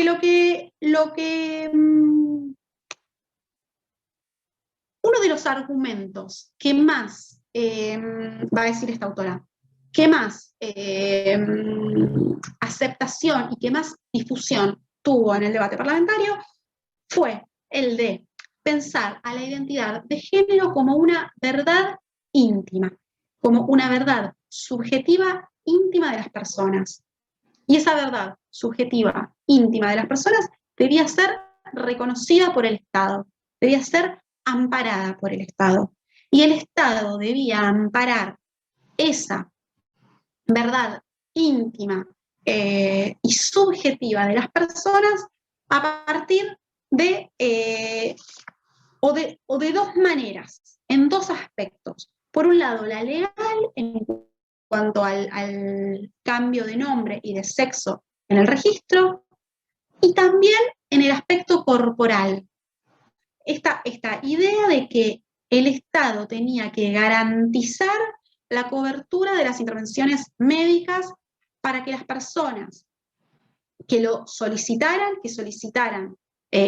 rectificar su identidad de género, adquirieran una imagen corporal acorde a su identidad de género, que era su verdad subjetiva, que nadie podía cuestionar, que nadie puede cuestionar a partir de esta ley. Entonces, lo que esta autora propone es que hay en esta idea de la verdad subjetiva, hay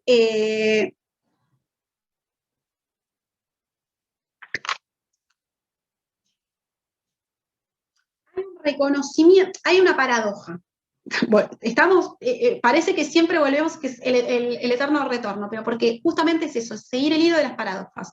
Hay una paradoja, que ¿cuál es? Tenemos el derecho humano a que se nos reconozca en nuestra identidad de género, porque,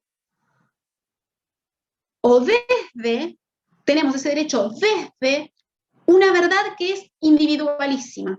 Es decir, desde ese lugar individual, específico, propio, subjetivo, es que se nos debe reconocer el derecho universal que nos iguala a todos los otros individuos. Y eso es una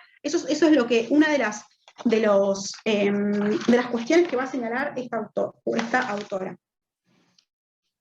Y otra de las cosas que va a señalar esta autora, que es muy interesante, es que si bien la ley de identidad de género y el debate parlamentario que la precedió en ningún momento cuestionaron el dualismo de la identidad de género, es decir, no se pensó, no se debatió la posibilidad de agregar, por ejemplo, la categoría trans en la asignación de sexo. Si bien eso no se discutió, y hoy el sexo nos podemos identificar como varones o como mujeres para la ley, si bien eso no se discutió, sí pasó algo muy importante para cuestionar el dualismo de género, que fue que a partir de esta ley, el dualismo de género se desvinculó de la corporalidad.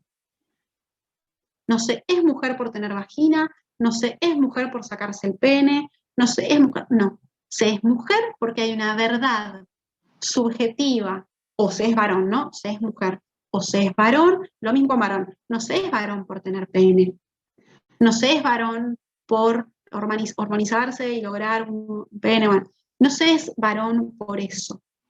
Se es varón o se es mujer porque hay una verdad individual, subjetiva, que así lo requiere ante el Estado, y que el Estado no solo asegura, no solo resguarda, no solo reconoce, sino que también asegura, ¿no? A partir de la prestación o de la regulación de la cobertura de las intervenciones médicas, lo que ya dijimos, para adquirir una imagen corporal acorde a la identidad de género. Entonces, esta cuestión es muy importante, porque porque en esa tensión del dualismo de género se socava la creencia de verdad de ese dualismo, ¿no? Y de vuelta nos quedamos en la tensión, No cuestionamos, el dualismo sigue estando desde un dualismo que reclamamos la identidad de género, pero al reclamar esa identidad de género desde un lugar dual, la desarmamos, le sacamos la ligadura, la ligazón con la supuesta naturaleza, con la supuesta corporalidad, con la supuesta cuestión fija y modificable. Y no solo eso, sino que la corporalidad aparece en esta ley como algo perfectamente modificable y como algo que puede ser adecuado a la verdad subjetiva, ¿no?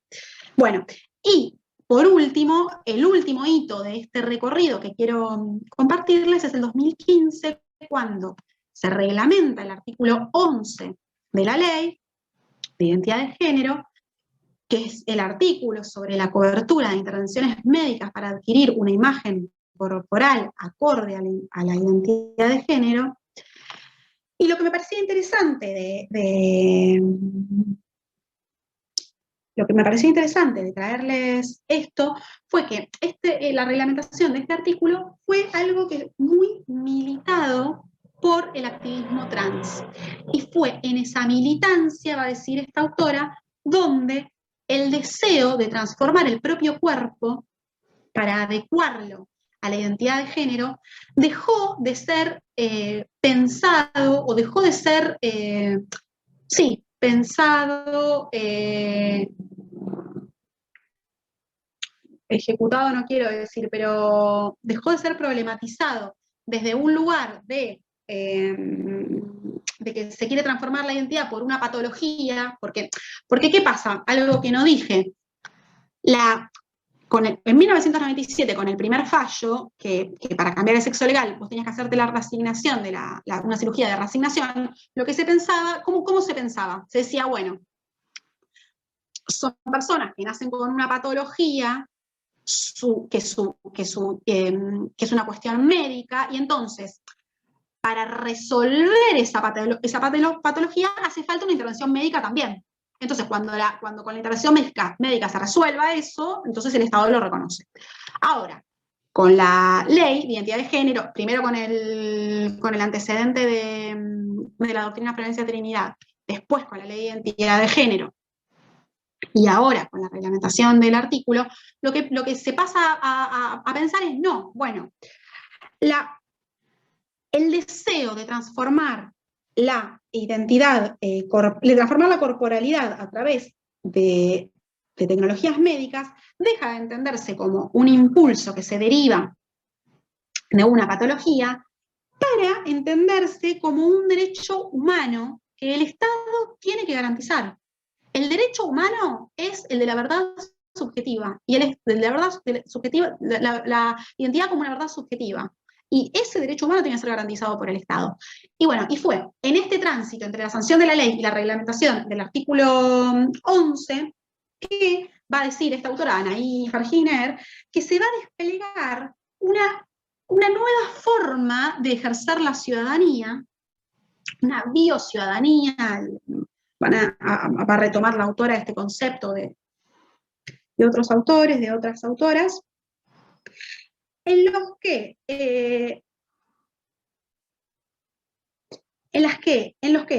va a decir, voy a leer, los pacientes, voy a leerlo todo para que quede, dice la autora, siguiendo a Rose y Novas, la ciudadanía biológica se caracteriza por la constitución de redes y grupos a partir de categorías diagnósticas, experiencias de vulnerabilidad corporal, sufrimiento o riesgo comunes. Compartir ciertos deseos corporales y sucesivas experiencias de maltrato en el sistema de salud les permitió a usuarios y usuarias trans del sistema de salud conformar espacios de sociabilidad para demandar políticas públicas específicas y elaborar campañas públicas para dar a conocer sus necesidades sanitarias. Estas dinámicas de sociabilidad se enmarcaron en un proceso de alcance global en el que la autoridad médica y el rol de los y las pacientes en el ámbito de la salud se vieron reconfigurados. Si bien los equipos de salud continúan manteniendo su dominio y soberanía en el campo sanitario, nuevos actores comienzan a incorporarse o a reconfigurar su rol. Los pacientes comienzan a desempeñarse como ciudadanos activos en la búsqueda de tratamientos profesionales y servicios en base a sus deseos, necesidades y posibilidades. Crean grupos y redes donde socializan sus experiencias e información sobre tratamientos profesionales, de la salud. Es decir, lo que me pareció interesante de recuperar esto es que en la misma agencia, en la misma práctica militante, se conforma una nueva idea de ciudadanía, que es lo que traté de que veamos que vimos hoy, que observemos en los diferentes momentos.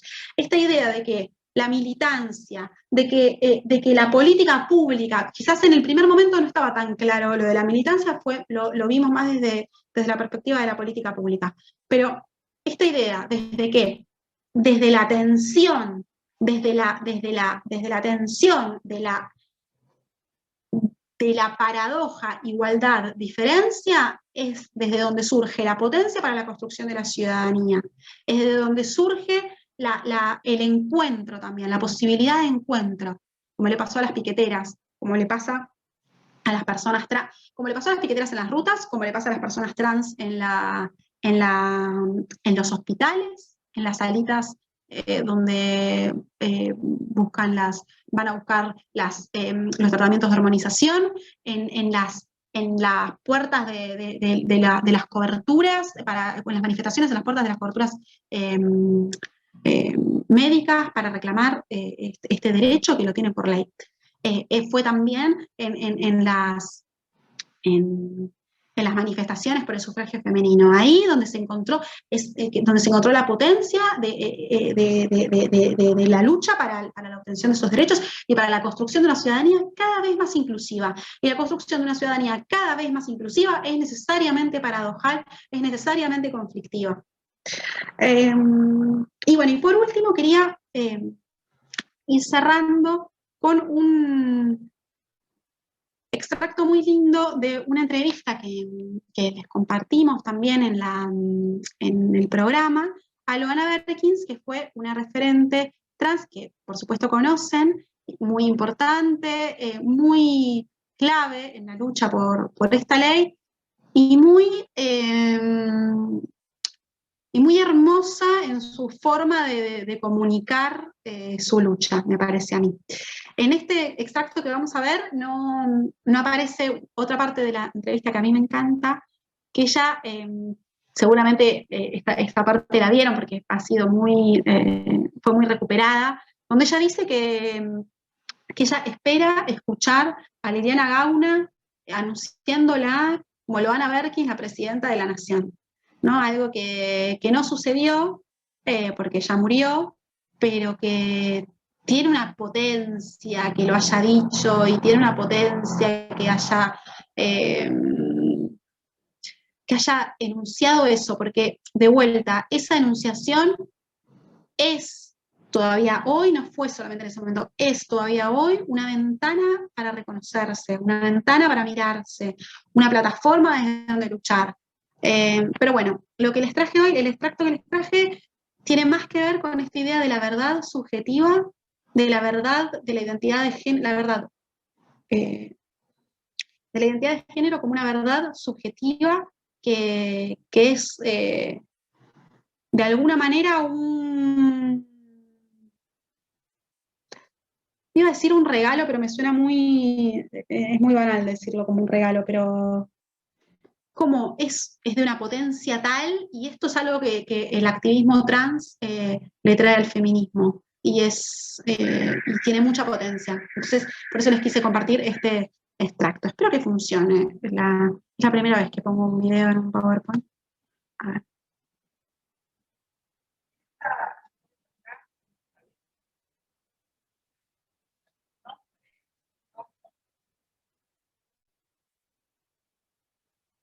No se escucha, ¿eh? Oh. Ay, ¿cómo será? Tendré que poner... Qué tonti, no me No di te sé cuenta de... decir yo. Paren, Poné tengo que... compartir sonido, dice Sí, acá alguien. está, ahí va. Bueno, paren que me voy un poquitito para atrás. Entonces...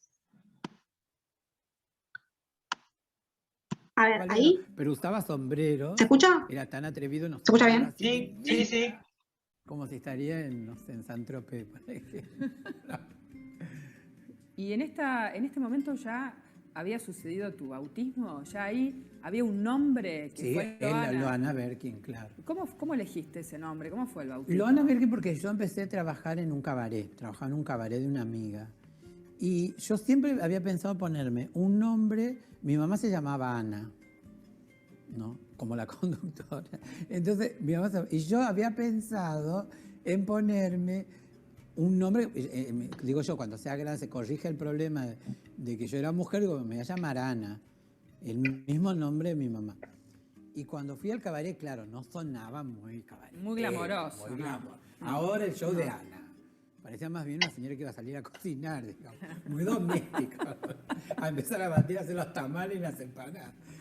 Vamos a doña Ana, claro, no era una cosa muy farandulero. Entonces mi amiga me dijo, no, te tenés que poner un nombre más, con más glamour. Y ahí me acordé que un tío mío, una hermana de mi mamá, a todo le anteponía el artículo lo.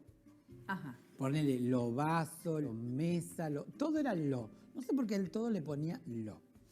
Y ahí juntaste. Entonces dije Loana. Y la H le puse en medio entre la O y la A porque quería Sonaba muy bien. internacionalizarla. Sonaba muy Entonces bien. ahí quedó Loana Berkin.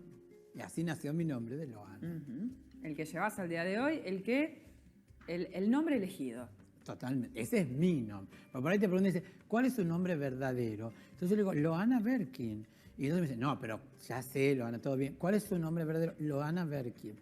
Entonces, en todo caso, el otro es el nombre del documento. Es que me puso alguien al cual yo no le di nunca un contenido. Mi nombre es Loana Berkin. Es Loana. Bueno, les quise compartir este extracto, además que para mí es muy hermoso escucharla. No sé si vieron ese humor que tiene, ¿no? Tan necesario además para la construcción política, para la militancia, esa cuestión de eso, ese poder, sí, poder construir desde un lugar, me parece de eso,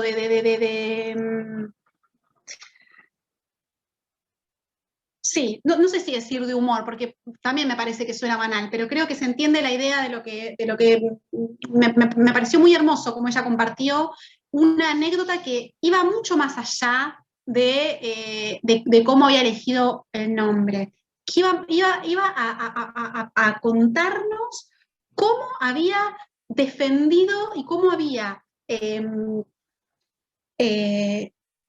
sí, luchado por su propia identidad, por su verdadero nombre, que no era el nombre del DNI en ese momento, porque esto fue antes de la ley. Y qué importante, ¿no? Pensar en esa verdad subjetiva y en la potencia que esta idea de verdad subjetiva nos trae. Bueno, con estas palabras de Loana tan hermosas, voy a terminar. Quería volver a esta imagen con la que abrimos, porque algo que me gustó de esta imagen, si bien está medio triste la protagonista, la cara le pondría como un poquito más podríamos hacerle una cosa más combativa, medio rara la pose, pero algo que me gustó fue esta cuestión de la cajita, ¿no? No tiene un espejo esta imagen, no hay un espejo, no se mira en un espejo, sino que primero que hay, desde el personaje, hay una acción que es necesaria, ¿no? Que es abrir una caja. O sea, hay algo, bueno, es ir, buscar la caja, abrirla, mirar lo que hay adentro. Y es en esa acción de mirar, de buscar, de quizás encontrar un tesoro, ¿no? Como parece medio un cofre esa cajita, ¿no? Bueno, vamos a buscar estos tesoros, estas oportunidades de reconocernos, estas oportunidades de ver en las luchas, en las políticas públicas, en nuestra historia, oportunidades de reconocimiento. Y en ese reconocernos en nuestra complejidad, en nuestras tensiones, en lo paradojal de nuestra existencia, es de donde va a surgir la potencia, el motor y la fuente de energía y de vitalidad para nuestras luchas y para la construcción de nuestros feminismos en plural, como dijo Luisina. Así que bueno, les agradezco un montón su atención y ahora quiero ver si hay... Ni me fijé en las preguntas porque se imaginan que ya era como No hubiese yo podido decirles nada. igual creo que generaste una cuestión muy interesante que fue, en el caso de las docentes, mucha reflexión sobre esa cuestión. Inclusive compartían que habría para mostrar esta cuestión paradojal y esto de que vos planteabas de lo moral y toda esa cuestión, el tema de los contratos a las maestras, ¿no? Ese contrato que se les hacía a las maestras en aquella época, que hasta que determinaba si podían no tener pareja, todas esas cuestiones que tenían que ver con esa cuestión de la moralidad y todo lo que vos planteabas. Después trajeron algunas cuestiones como reflexiones sobre otras historias, digamos, esto de las mujeres agropecuarias en la provincia de Buenos Aires, como aquellas de Cultralcó.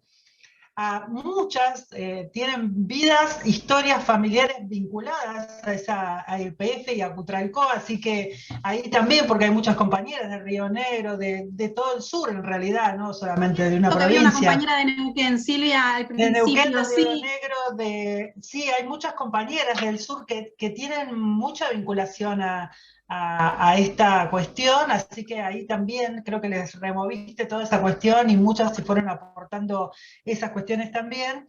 Y bueno, también o sea, volver a decir que Teresa Rodríguez está presente, ¿no?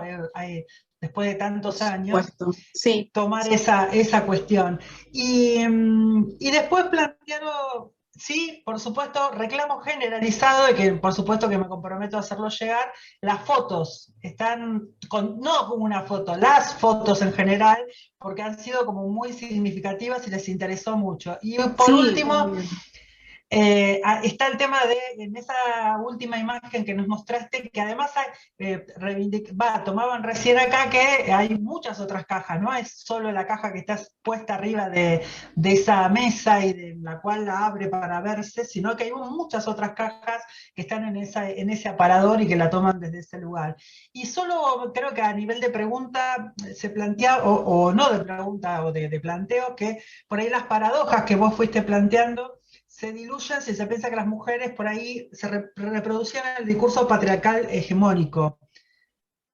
Bien, eso como una cuestión. Pero si vos querés abordarlo, por supuesto que tenés el espacio para hacerlo, pero digo, en realidad creo que todas fuimos compartiendo cosas mientras vos decías que tenían que ver con la propia historia o con reflexiones que uno fue haciendo a partir del propio conocimiento, ¿no? Bueno, muchas gracias. Sí, me parece re interesante todo lo que ibas compartiendo, lo que me ibas contando, Silvia, que circuló en el chat. Lo de Teresa Rodríguez, por supuesto. La verdad es que no la mencioné porque hice más hincapié en la primera pueblada, que fue la del 96, pero ni hablar que al menos una mención tendría que haber hecho de Teresa Rodríguez, porque bueno, justamente es hoy por hoy también es desde el reconocimiento de ese crimen, de Estado, que también se reivindica esa lucha, ni hablar. Y después la otra pregunta sobre cómo hacemos, y es esa la paradoja, justamente, ¿no? De qué manera, ¿cómo logramos llevar especificidades de nuestra experiencia en tantas mujeres y en tantas disidencias sin fijarnos en esa especificidad, sin crear nuestra propia cárcel? Y ahí está el desafío, y es ese el desafío, y es muy difícil, y no hay una respuesta. Y eso es lo que nos muestra la historia, y me encantó esta interpretación de los cofres, porque es así. Lo que nos muestra la historia es que hay miles de formas, muchas formas, y hay que ir a buscarlas. Hay que ir a buscarlas para reconocernos en ellas, y hay que ir a buscarlas en términos de futuro, en términos de pensar las nuevas formas de resolver, no de resolver, porque no es una cuestión de resolver, no es algo que tiene, que bueno, entonces tiene que venir la cosa que, viste, la síntesis que resuelve, porque eso es lo que quiere la historia con mayúscula, eso es lo que quiere el capitalismo, eso es lo que quiere el patriarcado, eso es lo que quiere el racismo, verdades absolutas, eso no hay absolutos, está el conflicto como motor. Entonces, ¿cómo hacemos para poder presentar, para poder reclamar en relación, por ejemplo, ¿cómo hacemos para reclamar específicamente que no podemos desplegarnos políticamente, político partidario, al interior de un partido, o también al interior de la universidad, o también en un trabajo, o también donde queramos, porque porque tenemos que hacernos cargo de las tareas del hogar? O sea, con solamente esa frase parece que estamos naturalizando que nos tenemos que hacer cargo de las tareas del hogar, cuando nosotras sabemos que no tenemos que hacernos cargo de las tareas del hogar, sino que nos hacemos cargo de las tareas del hogar. O sea, son dos cosas distintas. Entonces, por un lado tenemos que reclamar, por ejemplo, licencias por maternidad más amplias, que los trabajos nos pongan guarderías pagas, que haya una mejor prestación de servicios para el cuidado de personas mayores. Bueno, todo eso lo tenemos que pedir. Y todo eso lo pedimos desde el lugar de que nos hacemos cargo de esas cosas nosotras. Y de que si no lo pedimos, nos vamos a seguir haciendo cargo y no nos podemos desplegar. Ahora, a primera vista, pareciera que reivindicamos el hecho de que nos hacemos cargo de esas cosas. O sea, que reivindicamos nuestro rol. No el hacernos cargo porque pedimos porque esa carga no sea tan fuerte. Pero ¿qué pasa? Tenemos que hacer el salto cualitativo de hacer esos reclamos y al mismo tiempo cuestionar la titularidad de esas tareas. Porque sí, obviamente que estamos cuestionando la ejecución cuando pedimos que esas prestaciones no sean aseguradas por el Estado. Estamos cuestionando la ejecución de las tareas. Ahora, el salto ahí es cuestionar también la titularidad, que ¿por qué es nuestra? ¿Por qué no se redistribuye en toda la sociedad esa cuestión? Entonces, es esa tensión permanente en la que nos movemos. Y esta porque es traigo este ejemplo porque por ahí es como el que más está circulando también por la pandemia, pero así lo podemos pensar con un montón de ejemplos. Como desde la diferencia planteamos igualdad y desarmamos la diferencia y planteamos la igualdad y la diferencia. Y es el motor. Y por eso es que no es necesaria la síntesis, por eso es que no necesitamos la síntesis, porque eso es el motor. Esa es la fuente de combustible también, un poco. Mientras te escuchaba pensaba una cosa que nos compartió Mónica Macha en una charla en un momento que tuvimos con ella, que fue el tema de cómo buscando la paridad, ¿no? Queremos tener paridad, quedamos entrampadas en esa ley de paridad que ahora usan los varones para usurparnos los lugares, ¿no? Entonces, cómo esta cuestión que vos planteás de la paradoja y de cómo a veces quedamos nosotras mismas entrampadas en estas cuestiones. Digo, muy interesante para repensar, porque así como esa, hay miles de ejemplos que seguro que se nos ocurren en este momento y que, bueno, que nos van a llevar a seguir pensando. Pero yo rescato muchísimo de este laburo que has hecho, creo que nos quedó claro de que estos fueron momentos que vos elegiste y que son parte de tu elección, pero que nos lleva a repensar otros momentos que seguro cada una tiene en su cabeza y en su corazón, porque seguro que a todas nos ha tocado de una manera especial alguno de esos hechos por distintas razones.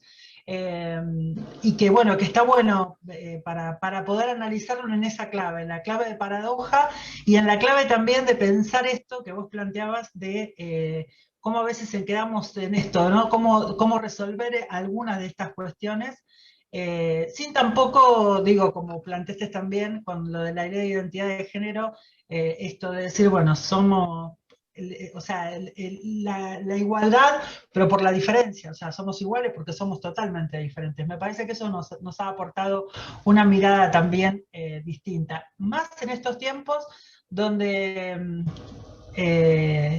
digo, tenemos tantas cuestiones que vamos analizando de las machiruladas que escuchamos a diario en un montón de situaciones, por decirlo en tono de quien lleva el nombre, o sea, llevamos el nombre, vamos a usar sus términos, ¿no? Las machiruladas que escuchamos de algunos compañeros y cómo esto también nos ayuda a repensar estas cuestiones y a dejarlas de lado para seguir en la línea y en la lógica que nosotros estamos construyendo, que me parece que es fundamental. Por supuesto, sábado de la semana que viene a las 10 te volvemos a escuchar. Rosario, muchísimas gracias y a seguir para poder seguir pensando en esta clave que creo fue maravillosa. Un aplauso sostenido para vos porque nos encantó y por supuesto que, bueno, para seguirlo pensando y para seguir escuchándote la semana que viene. Muchísimas gracias, que tengan un hermoso fin de semana. Las que puedan, el lunes las esperamos con Rosángel y con Susana para seguir pensando esto de la reforma judicial con perspectiva de género, que también guarda qué reforma judicial vamos a querer llevar adelante para no quedar entrampadas también, ¿no? Así que vamos, que necesitamos esa. Un abrazo y un beso y buen fin de semana a todas. Muchas gracias. Chao.